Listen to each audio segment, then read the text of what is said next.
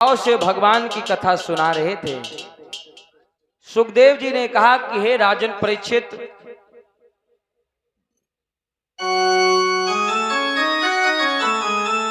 एक बार भगवान विष्णु से मिलने के लिए सनकादिक मुनि गए हुए थे और जैसे सनकादिक मुनि द्वार पर पहुंचे तो भगवान विष्णु के पहरे में जय और विजय खड़े हुए थे, पहरेदार। जय विजय ने सनकादिक मुनियों को रोक दिया। कहां जा रहे हो बाबा जी, रुक जाओ। सनकादिक मुनियों ने कहा कि हम भगवान विष्णु के दर्शन करने जा रहे हैं। जय विजय ने कहा इस समय भगवान सो रहे हैं, इसलिए अभी तुम उनसे नहीं मिल सकते हो, वापस चले जाओ। आज क्या हुआ, सनकादिक मुनियों को क्रोध आ गया। कहा दुष्टो, तुम हमसे झूठ बोल रहे हो। अरे जिस प्रकार से बस का ड्राइवर नहीं सोता है, जैसे बस का ड्राइवर होता है ना, अगर बस चलाने वाला ड्राइवर सो जाएगा, जो सवारी उसमें बैठी वो तो पहले निपट जाएंगे। सनकादिक मुनियों ने कहा जिस प्रकार से गाड़ी को चलाने वाला ड्राइवर नहीं सो सकता है, उसी प्रकार से जो संसार को चलाने वाला संसार का मालिक है, अगर वो सो जाएगा तो ये संसार तो पहले ही सो जाएगा। तुम हमसे झूठ बोल रहे हो। हम तुम्हें श्राप देते हैं कि तुम 3 जन्मों तक दैत्य कुल में जाकर के जन्म लोगे, क्योंकि तुम्हें अहंकार हो गया है कि हम भगवान के पास रहते हैं। आज जय और विजय को सनकादिक मुनियों ने श्राप दे दिया। सुखदेव जी ने कहा कि हे राजन, यही जय और विजय दोनों भाई, और इसी बीच में भानुगुप्त। आज क्या हुआ, यही दोनों भाई सबसे पहले सतयुग में हिरण्याक्ष और हिरण्यकश्यप के रूप में आए, और त्रेता युग में यही दोनों भाई रावण और कुंभकर्ण बने। यही जय और विजय। द्वापर युग में जब भगवान श्री कृष्ण आए, यही दोनों भाई शिशुपाल और दंत्रवक्र बने। शिशुपाल जो था भगवान कन्हैया के बुआ का ही लड़का था, जो रुक्मणी से शादी करना चाहता था।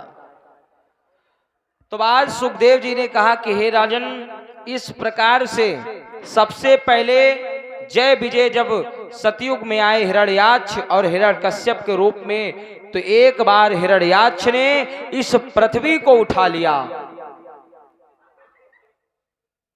एक बार हिरण्याक्ष ने इस पृथ्वी को रसातल में ले जाना चाहा, तो भगवान श्री हरि ने आकर के हिरण्याक्ष का वध कर दिया, हिरण्याक्ष को मार दिया। जैसे हिरण्याक्ष को मारा तो क्या हुआ, जो हिरण्याक्ष का छोटा भाई था जिसका नाम हिरण्यकश्यप था, उसने मन में विचार किया कि उस विष्णु ने मेरे भाई को मारा है और मैं अपने भाई का बदला एक दिन उस विष्णु से जरूर लूंगा। ये प्रण कर लिया आज हिरण्यकश्यप ने। सुखदेव जी कथा सुनाने लगे। कहा हे राजन, जब धीरे धीरे काफी समय निकला और इसी बीच में रोशनी सविता, जिनके द्वारा ये 11 पुष्पमुद्राएं भगवान के चरणों में समर्पित हैं, भगवान हमेशा अपनी कृपा को बनाए रखे, प्रभु से ही कामना है, यही विनती है। बोलिए कन्हैया लाल की, बोलिए भक्त और भगवान की।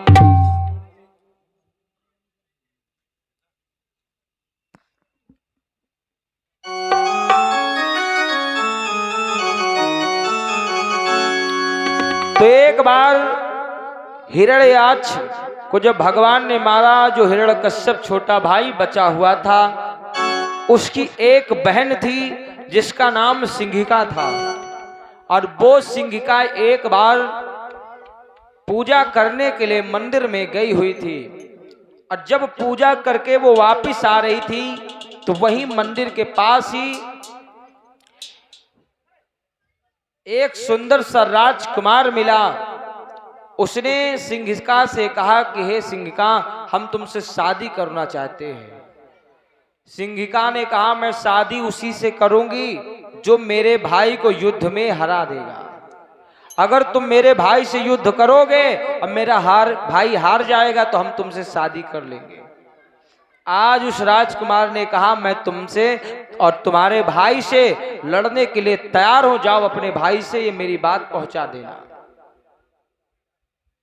और इसी बीच में नरसिंह और साथ में सौरभ दोनों भाइयों की तरफ से 11-11 पुष्पोदाएं भगवान के चरणों में समर्पित हैं। भगवान हमेशा अपनी कृपा को बनाए रखें, प्रभु से कामना यही विनती है।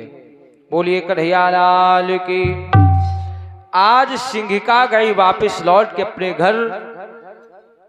हिरण्यकश्यप से जाकर के बताया, कहा भैया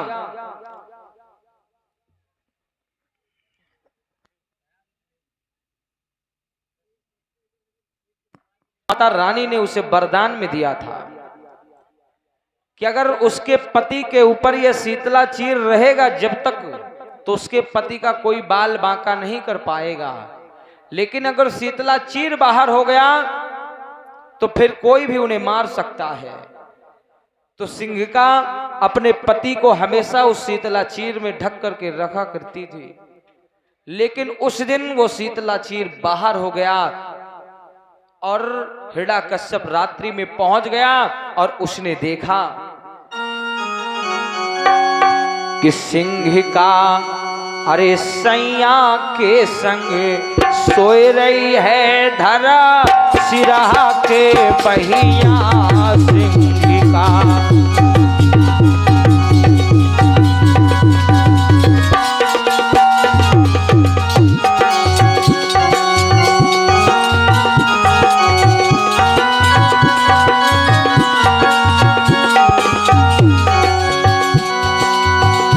अरे सिरहा के बहिया, अरे हाँ सिरहा के बहिया।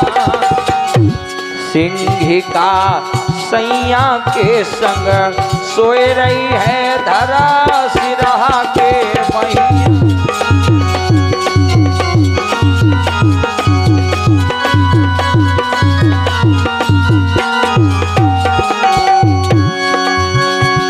सिंहिका सैया के संग सोए रही है धरा सिरहा के पहिया।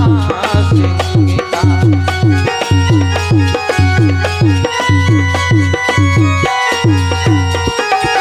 आज क्या हुआ, हिरण्यकश्यप ने देखा कि सिंहिका भी सोई हुई है, उसका पति भी सोया हुआ है। आज तलवार को उठाया हिरण्यकश्यप ने, देखा शीतला चीर बाहर है। सोते समय ही सिंहिका के पति को मार दिया हिरण्यकश्यप ने। जैसे ही रक्त की धार बहने लगी, सिंहिका उसी समय उठ करके बैठ गई और जैसे देखा कि मेरे भाई ने मेरे पति को मार दिया है। आज सिंहिका ने कहा कि हे भैया, अगर तुम्हें मेरे पति को मारना ही था तो मेरे पति से युद्ध करते, लेकिन तुमने मेरे पति को सोते हुए मार दिया है।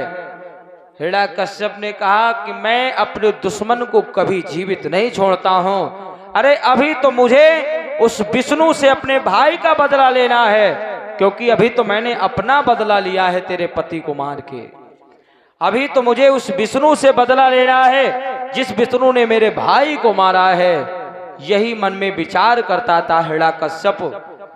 आज क्या हुआ, यही सोच करके वो हिरण्यकश्यप अपने राज दरबार में आता है। भैया एक कुर्सी रख दो। अब यहाँ से सभी भक्तगण बहुत ही सुंदर झांकियों के माध्यम से ही कथा को श्रवण करें।